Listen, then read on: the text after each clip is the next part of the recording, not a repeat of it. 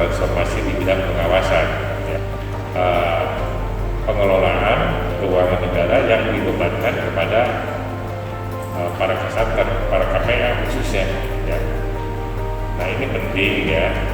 Jadi kita selalu siap ya jika terjadi hal-hal yang sifatnya urgent ya, dan para kasatker maupun kasatwil secara administrasi sudah bisa bertanggungjawabkannya. Nah, tadi saya bicara dengan Pak Wakil untuk ngobrol ya dengan situasi Kamtibmas di wilayah Gorontalo yang relatif aman sebenarnya ya, bahkan tahun 2020 dinyatakan sebagai salah satu provinsi yang teraman secara nasional.